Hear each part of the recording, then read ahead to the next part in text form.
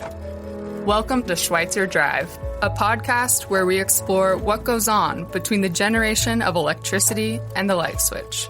Join Dave Whitehead as he interviews the entrepreneurs, innovators, and experts who are inventing the future of electric power.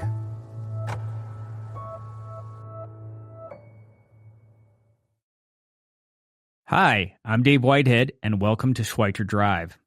According to the National Renewable Energy Laboratory, the average U.S. customer loses power less than 2 times per year for a total of less than 5 hours, which represents a 99.95% reliability. As impressive as this number is, even one short outage can have significant consequences for a hospital, transportation system, or a large campus. Today, I'm talking with Dr. Mahmoud Kabalan, professor and researcher at the University of St. Thomas, who is focused on microgrids, small, standalone power systems that keep electricity flowing regardless of what's happening on the bulk power grid. Dr. Kabalan is an associate professor of electrical engineering and the founding director of the Center for Microgrid Research at the University of St. Thomas in St. Paul, Minnesota. He is the recipient of the 2023 National Science Foundation Career Grant, the National Science Foundation's most prestigious grant in support of early career faculty. The principal investigator of more than $22.6 million in grants and contracts on electric power system research and development, and his work has been supported by the U.S. Army Corps of Engineers, Minnesota Department of Commerce, and the National Science Foundation. He led and supervised the commissioning of a $3 million industrial-grade microgrid on UST's St. Paul campus and has more than 35 peer-reviewed publications on power systems and microgrids. Dr. Kabalan, thanks for taking the time to talk with me. Let's jump right into this. For our listeners who may be new to this topic, what is a microgrid? Hi, Dave. So thanks for having me today. I'm excited to be on this podcast with you. So a microgrid is a very exciting new concept that combines legacy power systems and newer technologies on the electrical power generation side. So a microgrid is a localized energy system. There's a fully contained energy system that can be as small as a house, or as small as a neighborhood, or a university campus, or a hospital. A microgrid's main feature is that it can run in parallel with the grid. So when the grid is there, when the grid is stable, the microgrid is running 24/7 along with the grid. If the grid goes away for whatever reason, a natural disaster, a man-made disaster, a microgrid can separate seamlessly from the grid and keep lights on during an emergency or an outage. And it's able to flip between those two modes of operation: grid-connected mode when the grid is there, and island mode when the grid is not there, and to transition from both seamlessly. So a microgrid is much more than simply a backup energy system, like we're used to a backup diesel generator, where it's just sitting there waiting for something to kick in. A microgrid is a fully functioning system. Again, it's operating 24/7 according to the operator or the owner's needs. Before we jump into a lot of this stuff, I've heard phrases like there's microgrids, like we're going to talk about. There's also picogrids and nanogrids, and then there's obviously the bulk electric grid. Are those just marketing hype, or is there a distinction between, say, a microgrid and some other types of grids that pico, nano, whatever they might be? So there's definitely a lot of hype and a lot of marketing twists to them. So sometimes some people use, for example, microgrids for grids that are off-grid, right? Like, let's say a rural village that's really far away from the bulk grid. So sometimes people refer to that as a microgrid, but it's not really a microgrid per the definition of the DOE from 10 or 12 years ago. A microgrid is supposed to be that localized energy system where if the grid is there, you're running your assets to optimize them, to optimize your environmental or economic benefits. When the grid goes away, it separates. So those two modes have to be there if we're really talking a legitimate, fully, let's not call it legitimate, but like if you want to meet the definition, according to my knowledge, you got to have those two modes of operation there. I hadn't thought too much about the precise definition of a microgrid. For today's conversation, the way I'm going to take this is a microgrid is a grid that continues to run 24/7, as you pointed out, and it can participate with the bulk electric grid, or it can island from it and support the local load that, well, whatever it can support coming from those microgrid generation sources. That is a fair assessment. Now we can be friends for sure. All right. we have the same language at this point. So obviously, as you pointed out, there's some marketing hype and whatnot that goes along with micros or picogrids and the bulk grid. But microgrids are getting a lot of attention in the electric power industry. What is driving the excitement about these systems today? So there's multiple factors. I think at the heart of it is resiliency and reliability. Like you touched upon, 99.95% reliability is a very high number, and I think it's one of humankind's best achievements in the 20th century. I mean, it's really reliable system.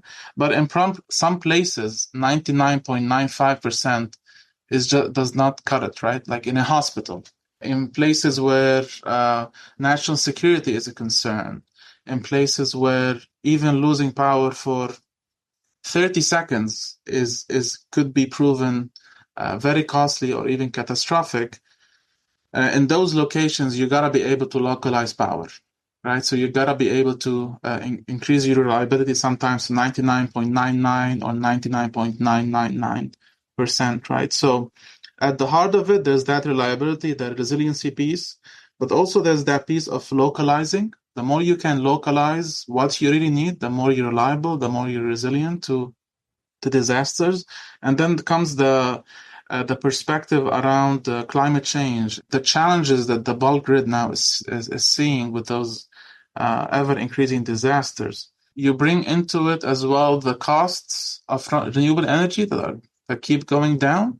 You bring into it also EVs that now are becoming more and more robust. So you start to have a very dynamic environment in which the traditional view of our electric supply maybe doesn't hold true across the board anymore, where you can maybe have a local system that you can integrate renewables, EVs, increase your reliability a bit, increase your resiliency a bit. And that's where that excitement and that's where that concentration is now happening. Let's pull on that thread just a little bit. You brought it up. Generator at my house, we really shouldn't consider a microgrid because, well, one, it's not running 24/7. But you know what? It does solve the gap for that, 0.05% time when I'm not getting power from my investor-owned utility or whoever my power provider might be. So stepping back and maybe looking at it from that perspective, there are ways to keep the lights on at my house. So what are the challenges that microgrids are solving today? What is the new innovation that, however we were operating power systems in the past, or me having a generator in my home to take care of the time when the utility isn't there? What problems do you see microgrids solving today that just weren't solved yesterday? Yeah. So as of now, I don't think that every single home can become a microgrid or should become a microgrid. I think that's too expensive. That's too costly for us as a society. And, if everyone has those little backup diesel generators, our emissions would just skyrocket again. So as of now, I do think we as a society should look at where if a really big disaster strikes, how do we maintain 3 to 5 days of uninterrupted supply? We look at Texas, right? We always took for granted the fact that the bulk grid can not have a massive blackout, right?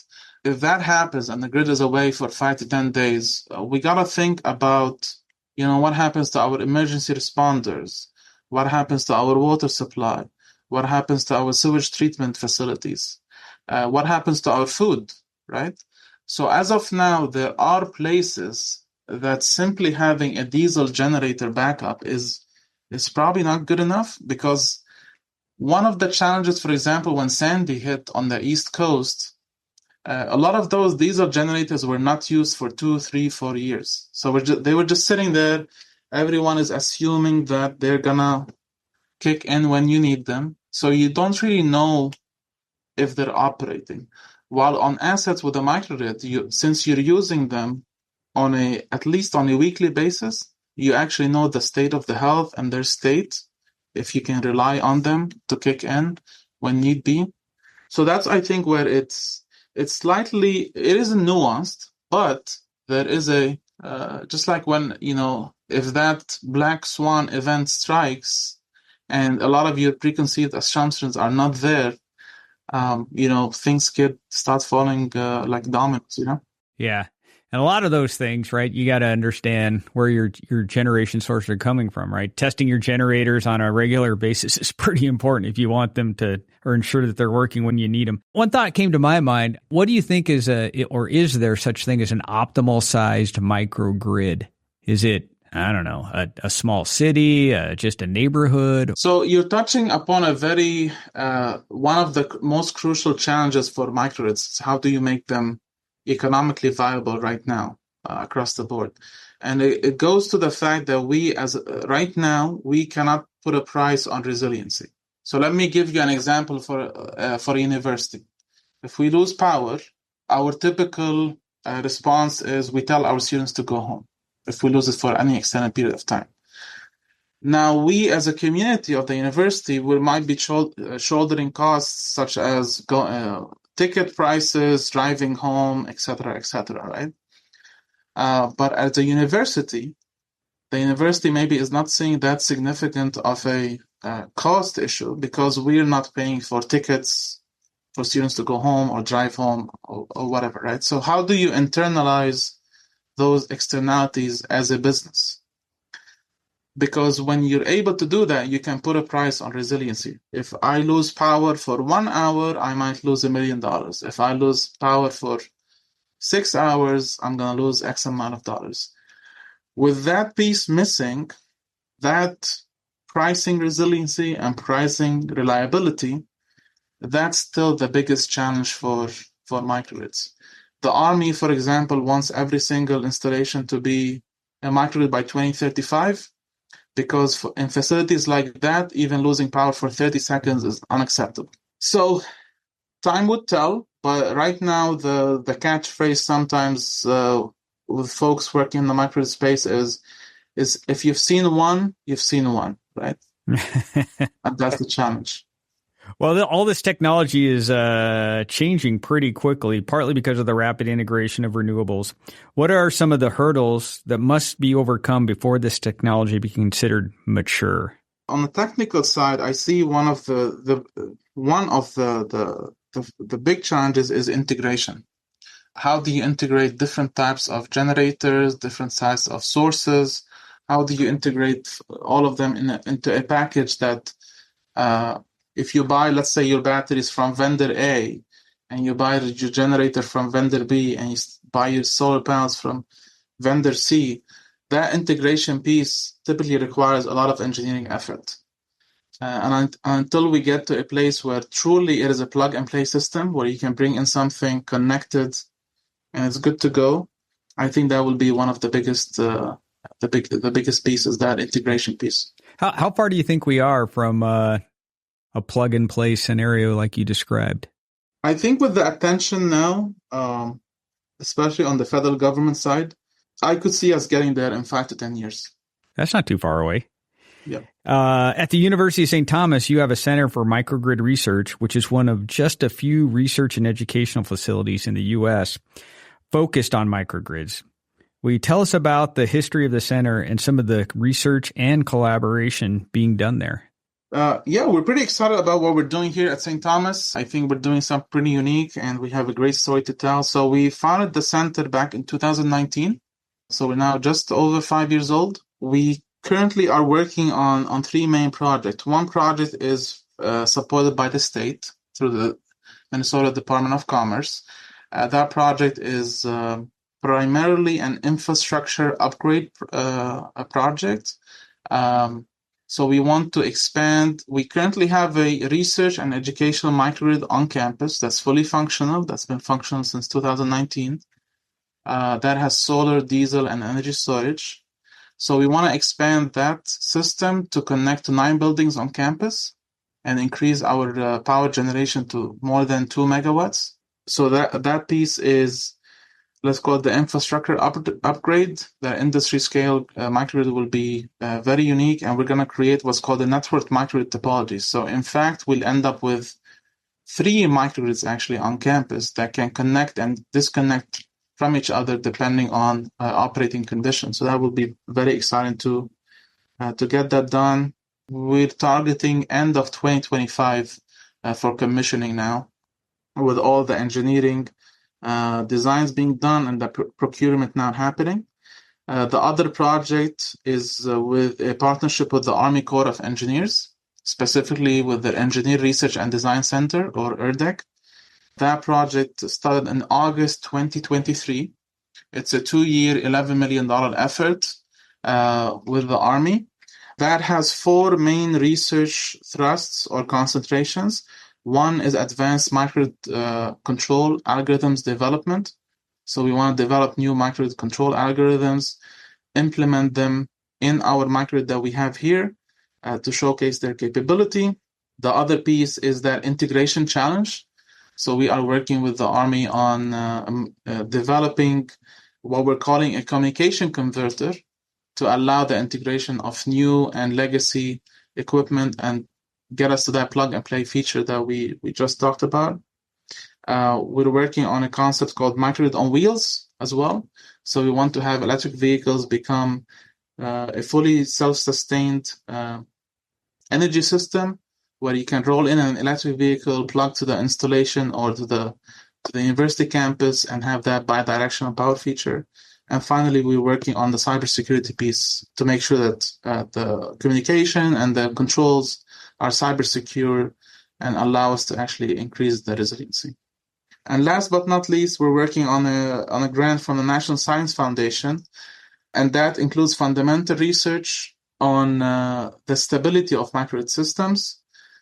And that piece, we want to use scientific machine learning and artificial intelligence to create a tool that would allow us to forecast the stability of these systems in real time.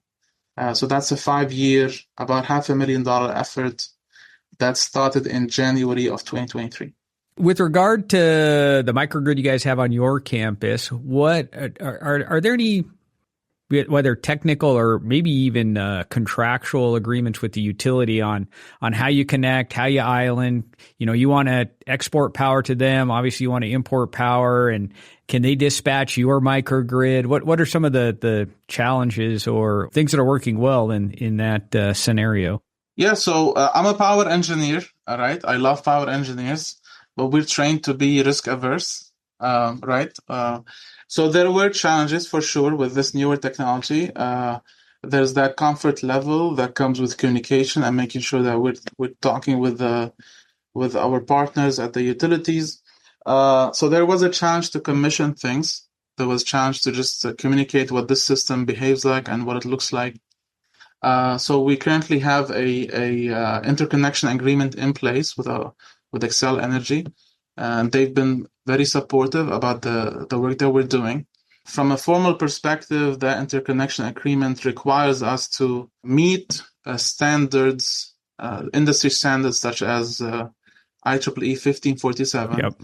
So you want to make sure that we're not ramping up or ramping down too fast. We're not causing voltage and frequency fluctuations. We're not causing harmonics. So all of these things are in place. We gotta obey. So when we separate from Xcel, we run the system as we choose to, right? So we have a bit more of a longer leash, so to speak, to play around, to stress the system a bit more. But yes, that how we engage with Xcel when we go from island to grid mode, there's a standard in place that we gotta obey. Very much technical, voltage, frequency, all that stuff, and then how we ramp up and ramp down. Okay, great. And then the second point you brought, or not the second point, one of the points you brought out is the mobile power sources, EVs being one of those.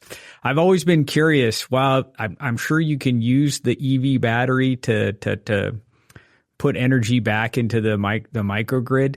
I wonder though, just from the economics or the let's say, my mindset, if that's a good thing. One is you're going to wear out my battery with the more discharge and charge cycles you have on it. So I don't know if I'm a good enough neighbor to turn on my neighbor's lights using the battery out of my car.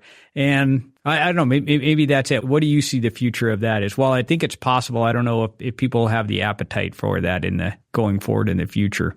You're touching upon a very, very important point, right? Like, as we electrify transportation, we're now relying on that single source of power even more, right? Because it used to be my house is mainly electric. Maybe I have some diesel, some natural gas. And if something happens, I can drive down to the gas station. The more we electrify, the more that single source becomes very critical. Because if there was a case where you have to choose between, do I have a charged electric vehicle that I can evacuate if I need to, or I need my lights on, it becomes a very difficult decision to make for most people, right? So that's a big question, right? The other issue is, again, when do I discharge my vehicle? What if I suddenly need to drive 150 miles to get groceries or whatever? So it's not going to be across the board, yes, that's a good idea. As of now, in states that have some time of use tariffs and charges, that makes sense to discharge when electricity is very expensive and to charge at night. But again, it's really a state by state. Sometimes it's a county by county. And that's why some businesses see that as a challenge at the risk, right? Because you just can't have a single product everywhere in all states. You got to be able to design sometimes specifically for a certain market. Yeah, parallel to this, we were in previous podcasts, we've been discussing the effect of EVs, like on this, let's say, call a neighborhood distribution system. If everybody's charging their car at the same time, it's like adding, for every household, another household onto the system. And I am totally convinced that we're smart enough engineers where we can statistically figure out, when's the right time to charge each one of these EVs. That, of course, my wife will point out to me, I'm not a statistics, right? And your example is, if I get up in the middle of the night because I have a sick child, I walk into my garage and realize it was a discharge cycle for my car as opposed to the charge cycle, and I can't go to the emergency room, my wife's going to be really upset with me. So I think time's going to tell on how we really treat these batteries inside of EVs. But this is kind of what makes it fun and exciting about what we're talking about with microgrids and all these other new sources coming online. Education is part of the focus for the Center for Microgrid Research. What are some of the ways you are helping develop the next generation of power system experts? And here's another caveat to it. What is the differences between the experts you're teaching today and the power system experts we had, say, 10, 15 years ago? What is different or new, or what remains the same too? So I'll try to answer that question without causing too much trouble. Okay. Yeah, I know it's a loaded gun. Okay, so education is very central to our mission. That's what we're really passionate about, is educating and training the future engineers. Because you can have the nicest toys, you can have the greatest technology, if you don't have the people behind it to actually be able to run it and maintain it, it's really useless. What we're especially proud about here is that hands-on spin to how we train students. We're very much focused on applied. We're very much focused on here's a Schweitzer relay, here's a Schweitzer RTAC, here's the latest inverter control board. Make it work, make it communicate with it over Modbus TCP, communicate with it over DMP3. That stuff is almost never taught in classrooms. So what we're doing is really challenging the notion of you got to take a 4-year education. By your senior year, maybe come back and we can teach you some of that stuff.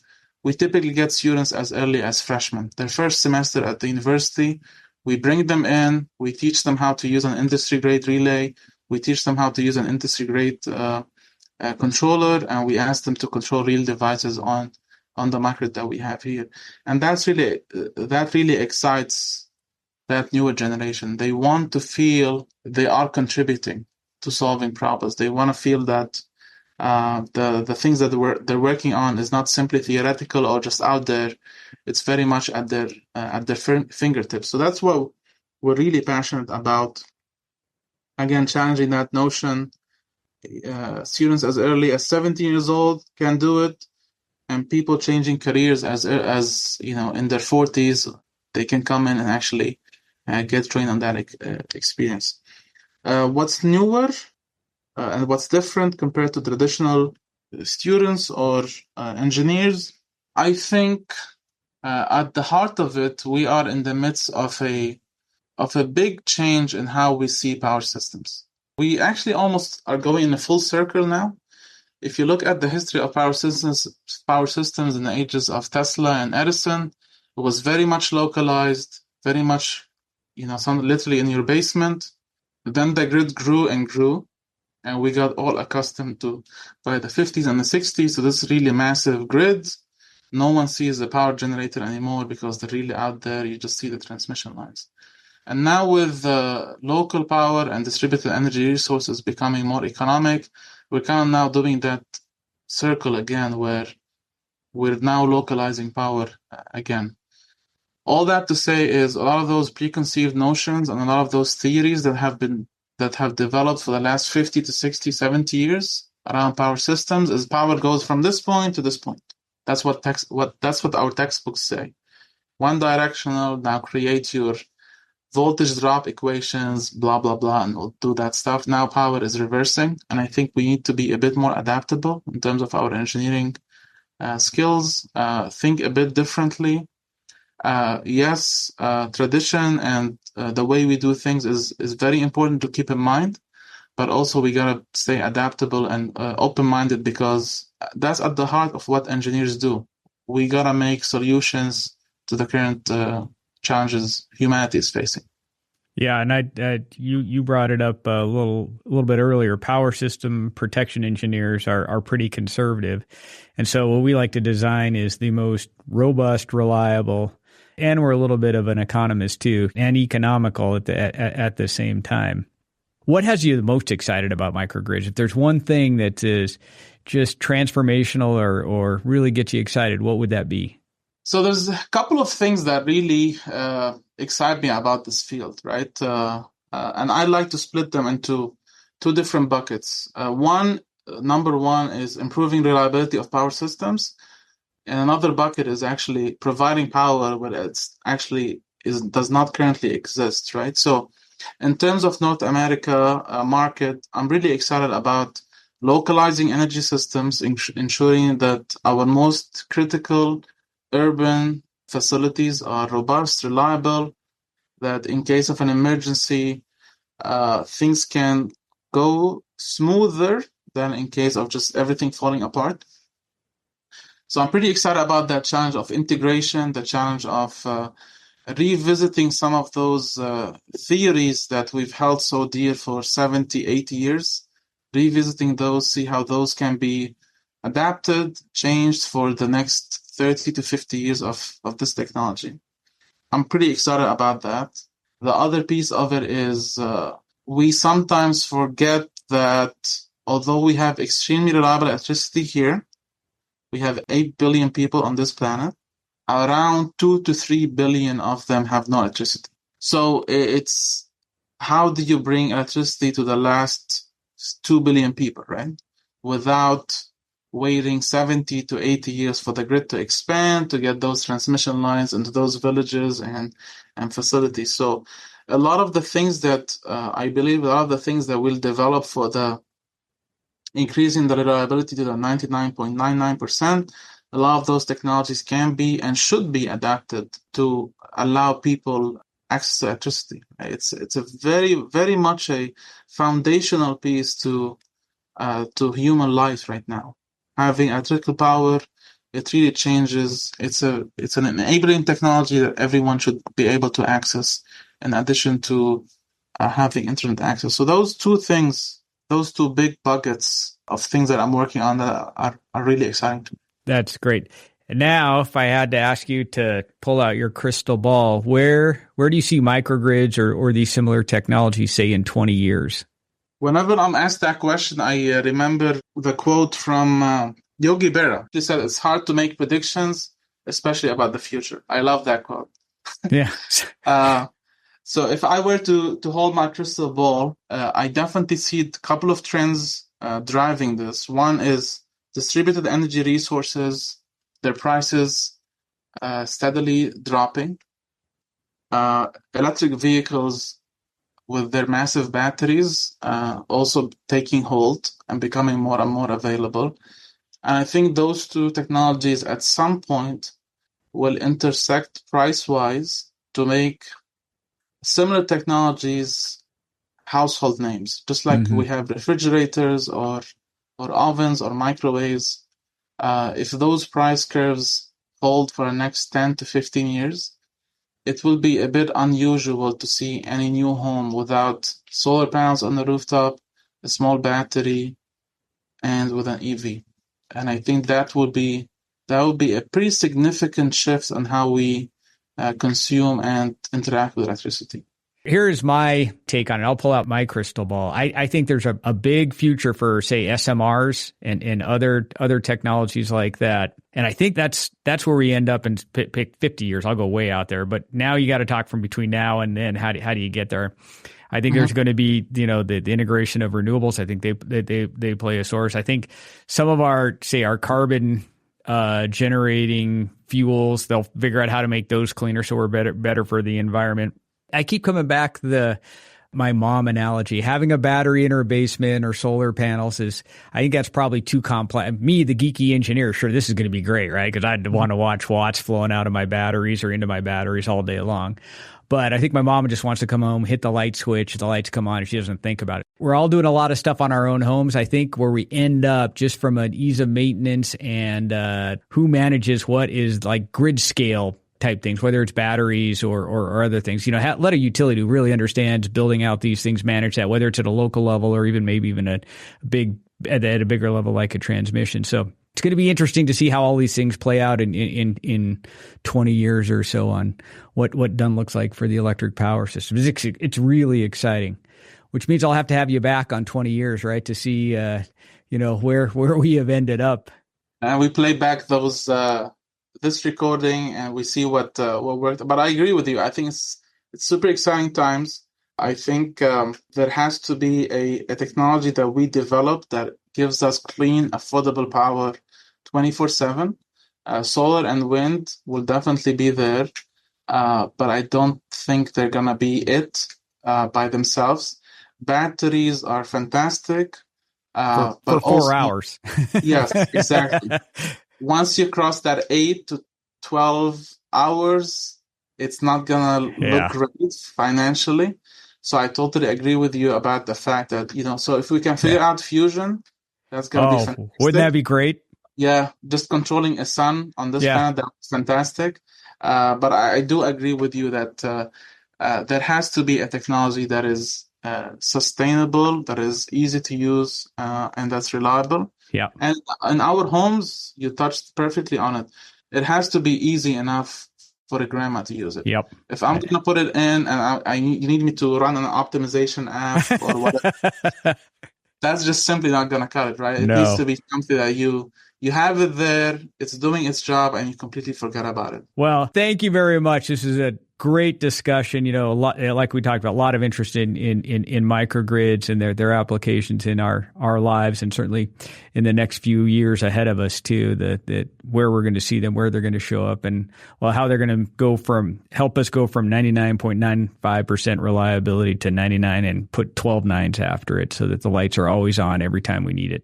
Yeah, thank you for having me. This was a great chat, and I'm thankful for the time that you guys gave me today. All right, and remember, I'm going to call you up in 20 years. That sounds great. I'll have a bit less hair, but it should be grayer too. But it should be great too.